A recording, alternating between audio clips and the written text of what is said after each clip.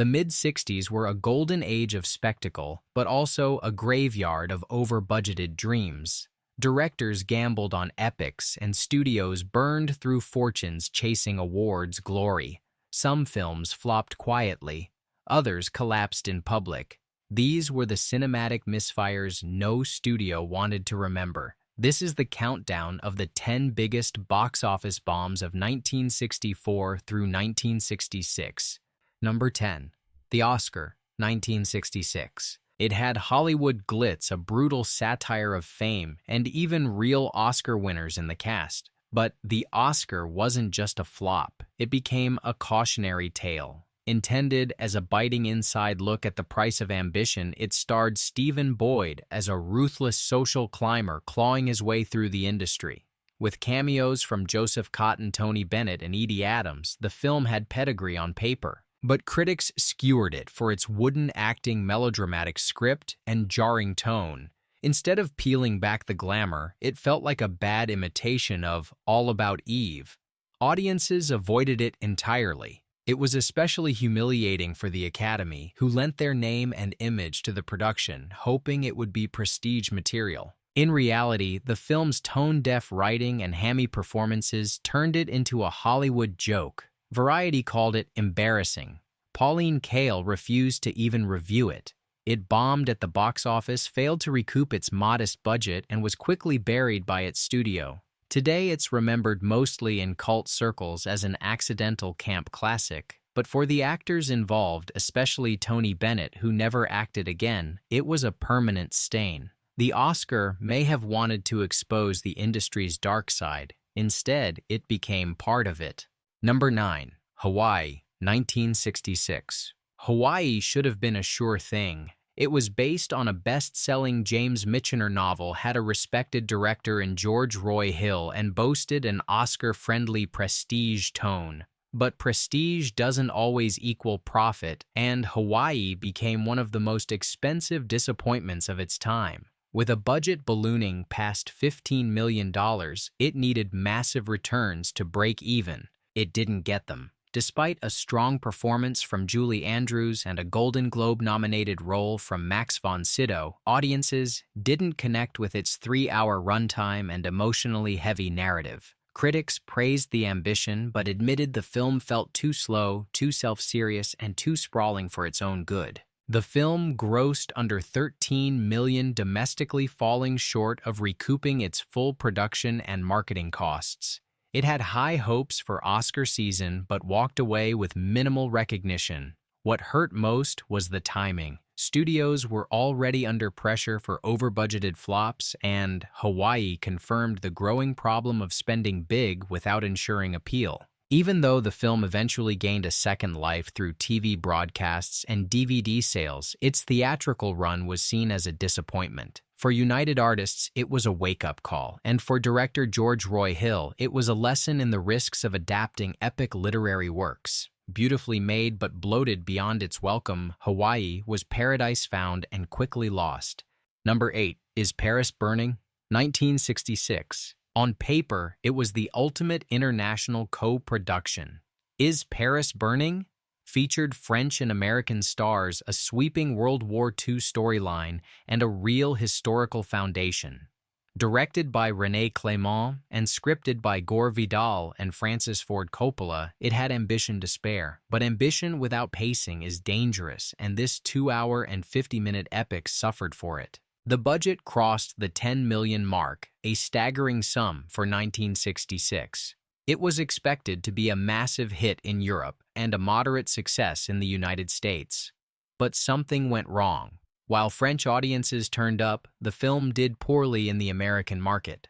The constant subtitle switches and overwhelming cast confused viewers, and the somber tone didn't help. The film's attempt at realism meant that there were no central protagonists. Instead, it told the story of the liberation of Paris through 1,000 little vignettes.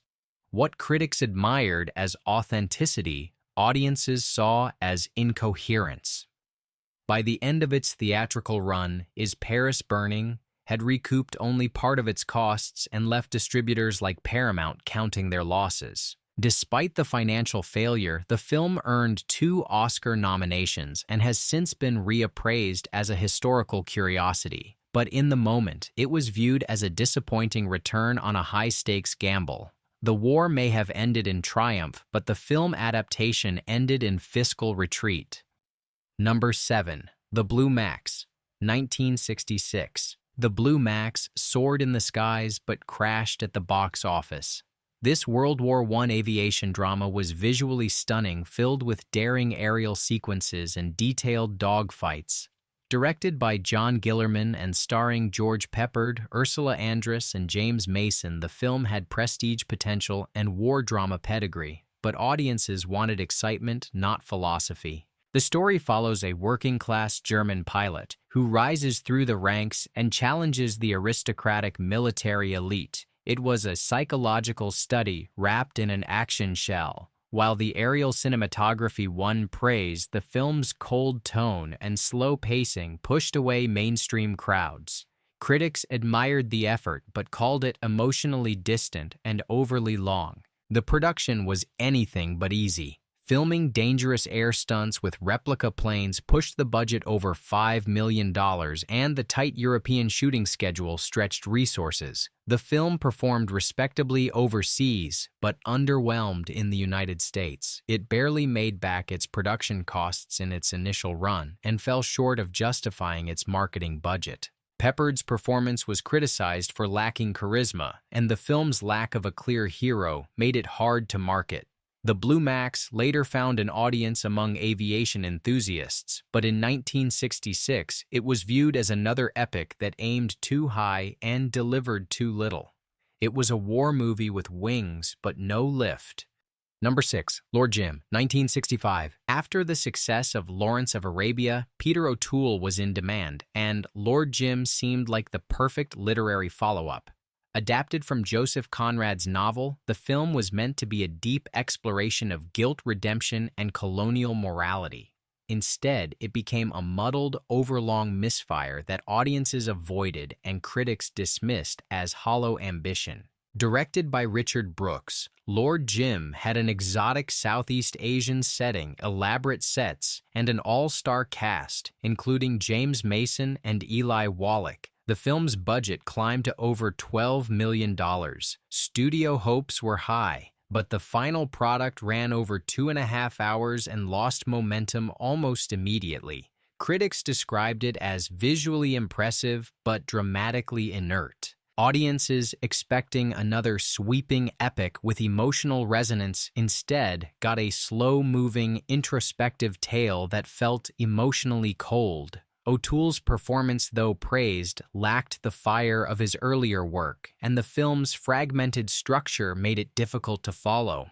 By the end of its release, it had earned less than $3 million in the US, making it a clear box office disaster. The failure hurt O'Toole's momentum and signaled that not all classic novels were destined for screen success. Lord Jim tried to blend action and philosophy but ended up pleasing neither camp. It was a cautionary tale that prestige does not always equal popularity. Even the best actors cannot rescue a sinking adaptation. Number 5. Zardoz, 1966. This might come as a surprise. Most know Zardoz as a 1974 cult oddity famous for Sean Connery's red diaper costume and surreal imagery. But the film's bizarre legacy began all the way back in 1966 when writer-director John Boorman pitched an early version of the concept to major studios. The sci-fi allegory was originally imagined as a post-apocalyptic Western fusion and was optioned by a small British production house that spent hundreds of thousands developing it. Between 1966 and 1969, more than $1 million was spent on early designs, including set concepts and costume tests. Sean Connery was attached much earlier than expected, while the project moved through rewrites under different names. But every studio involved pulled out once they saw the scale of the philosophical story. One early producer called it the most unfilmable script since Metropolis. The 1966 development ended with the entire budget written off as a total loss.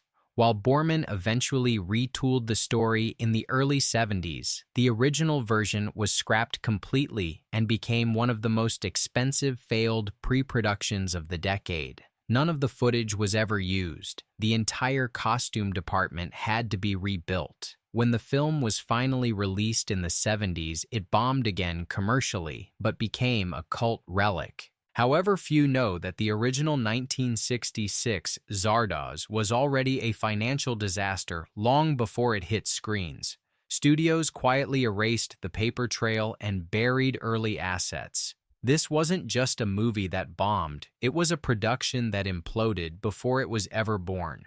A surreal sci-fi vision too strange for the 60s and too costly for the brave. Number 4. Cleopatra Jones and the Casino of Gold, 1965. This one is a bit of a myth in box office disaster lore because of the name confusion. While Cleopatra Jones and the Casino of Gold was officially released in the 70s, its troubled production began in the mid-60s under different titles. What started as a Bond-style international thriller for a female lead evolved through rewrites, reshoots, and relocations into a financial black hole. The original iteration was greenlit in 1965 by a studio eager to cash in on globe-trotting espionage trends. With over $12 million earmarked for production, it had exotic locations, martial arts scenes, and a politically charged script. But the project ran into endless troubles. Lead actress recasting weather delays and shifting political landscapes in Asia meant the shoot kept dragging into future years. When it finally released years later with a new title and tone, the market had moved on. Audiences didn't know what to make of the film. It wasn't quite blaxploitation, it wasn't quite spy parody, and it certainly wasn't coherent. The result was a patchwork movie that failed critically and commercially. It earned under $3 million worldwide and disappeared from theaters quickly. While many remember it as a 70s flop, its roots and most of its budget trace back to the mid-60s.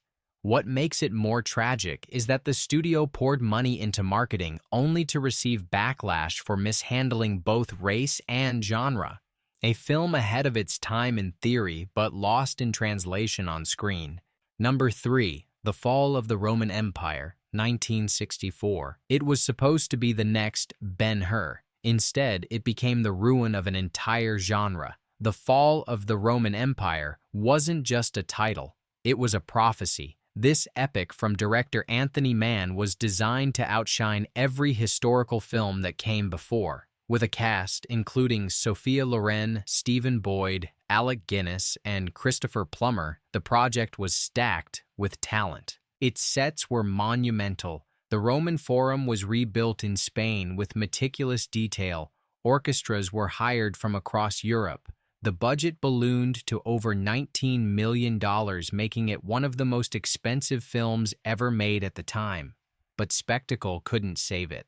Audiences were burnt out on historical epics and preferred smaller personal stories.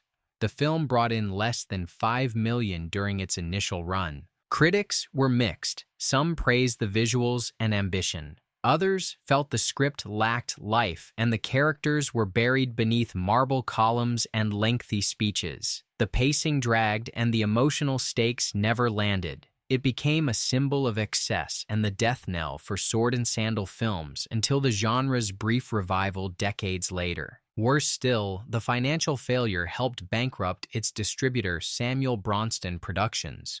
The studio never recovered. The Fall of the Roman Empire was not just a box office bomb, it was a cinematic catastrophe that left ruins behind it. Ironically, it would later inspire Gladiator, which succeeded where it failed. But in 1964, it was the most lavish miscalculation on Earth. Number 2. Darling Lily, 1966, in production. Though officially released in 1970, Darling Lily was in deep production hell throughout 1966, and the financial bleeding started there. Starring Julie Andrews and directed by her then-husband Blake Edwards, the film was meant to transform Andrews' image from innocent songbird to seductive spy. Instead, it became an industry punchline. Shooting began in 1966 with a script that couldn't decide if it was a musical, a romance, or a war thriller. The original concept was bold, but the studio's interference quickly turned it into a bloated mess. Massive reshoots, location changes, and creative disputes dragged the schedule on for years. By the time it limped into theaters, it had racked up a $25 million budget and earned only a fraction back. But what happened in 1966 set the tone for disaster. Paramount was already spending millions on elaborate sets and aerial dogfights before a final script was even approved. Tensions on set were high. Edwards reportedly clashed with executives over tone, pacing, and story. Studio pressure to insert more musical numbers for Andrews didn't help. The end result was a confused identity crisis on screen and a financial crisis off-screen.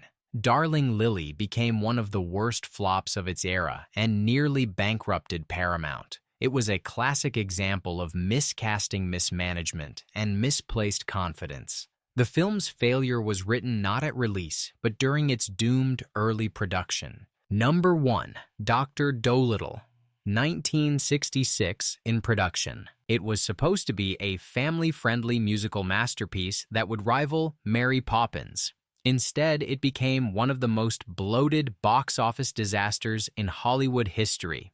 Dr. Doolittle, starring Rex Harrison as the eccentric animal-talking doctor, was already deep into production hell by 1966 and bleeding money at every stage. Though released in 1967, the financial doom began a year prior.